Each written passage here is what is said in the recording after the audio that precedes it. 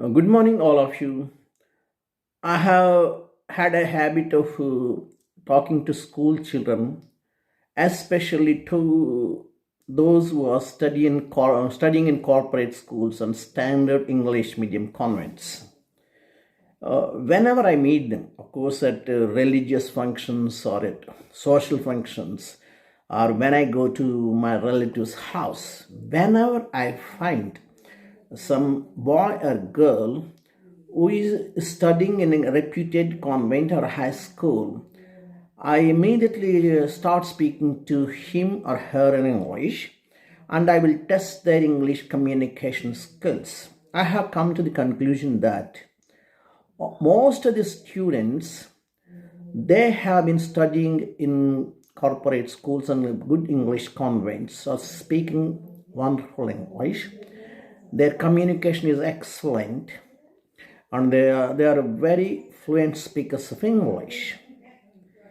But when I start asking a few questions on grammar and vocabulary, they're not so good.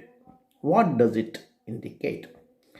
It indicates that a sound knowledge of grammar doesn't help you to speak English, and those who speak fluent English may not have a sound knowledge of grammar. This is evident, this is proved. Nobody can disprove it because I have made an experiment for the last 40 years or so, and I have come to the conclusion with valid reasons that the sound knowledge of grammar cannot help you to speak fluently. It helps you to write correctly, or it helps you to speak correctly but not fluently. That's the problem here. It's not enough if you speak correctly, it is a must. You have to speak fluently, coherently, and spontaneously. That is what we expect from speakers of any language. These days, there is a controversy regarding the learning of grammar. Whether should we learn grammar? Should we not learn grammar? Should grammar help us to speak well? Can't we learn without learning grammar? These are the questions.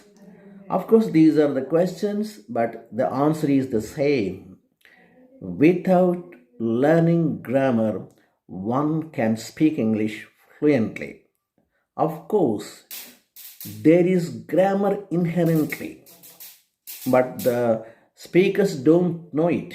If you ask them to explain the sentence, they can't explain it. That is the beauty of language. Today, I asked or interviewed two of my relatives who were studying in corporate schools in Hyderabad. I spoke to them for nearly 50 or 20 minutes without a break.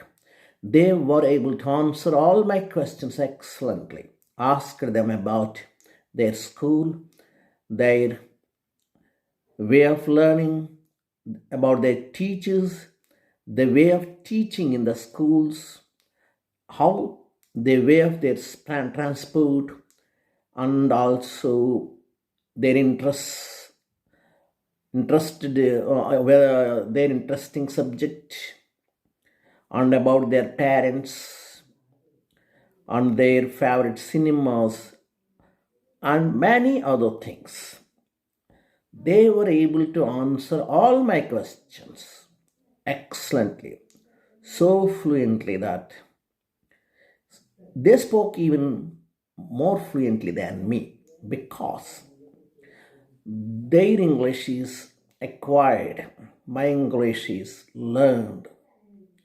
Of course, I'm now trying to acquire it even today. Of course, I'm 62 years old. I haven't acquired my language when I was young. I started learning it. I started learning the grammar, I started learning the vocabulary, I started speaking later. Of course, I started speaking when when I was 18. But these children are speaking when they were 6, 7, or 8.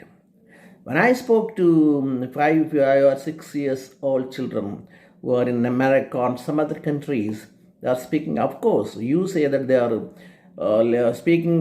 living in native speaking countries, and that's very common. Of course, what about the children speaking in convents, even Bhashyam, Chaitanya, and these children are also speaking good English. We may not say that their English is excellent without grammatical mistakes.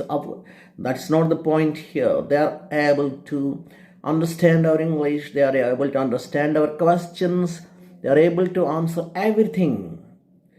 But the moment I start asking them how many tenses are there, they couldn't answer. What are the parts of speech? They could not answer. What is the function of adjective in a sentence? They could not answer. What are the types of nouns? They could not answer. Because in order to speak, all these things are not necessary. You should be able to use the adjective correctly. You should be able to use noun correctly. Even if you don't know that it is a noun, no problem. You can speak it. That is the beauty of language. All speakers, whether native or non-native, once they acquire the language, they don't worry about all these things. They don't know about all these things. They may not be in a position to explain what is what, but they can speak fluently. So our aim is to speak fluently. Fluency is the first step. Try to speak fluently. Then try to speak correctly. Then try to speak appropriately. So, in order to speak fluently, you need not worry about grammatical mistakes. In fact, grammar doesn't help you to speak fluently in the beginning. Of course, you are a professor of English, you are a good teacher of English, you teach in a school or college where you teach grammar formally. Of course, you teach there, but in order to communicate as a teacher, as a doctor, as an engineer, as a software expert, you need not know all the grammatical intricacies and vagaries of the language. No, you don't need it. Even if you learn all the things laboriously, there is no guarantee that you speak English fluently. So please try to speak English fluently and try to acquire the language instead of learning it. First acquire it and then try to learn it. The last point is, I asked the children, why are you speaking English so fluently? Do your children teach in English? Yes, all our teachers teach in English. Do you speak in English or Telugu when the teachers go out?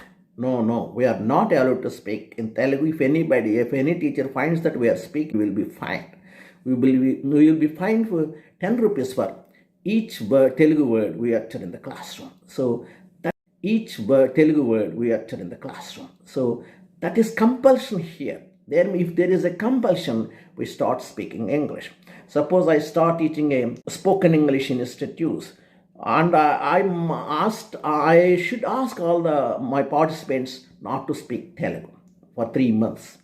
Even if they speak Telugu, I won't answer them in Telugu. If I force them, they will start speaking in English without knowing grammar, without knowing vocabulary, and without knowing anything, because they listen to me and they try to frame sentences, because that is the only way they can survive.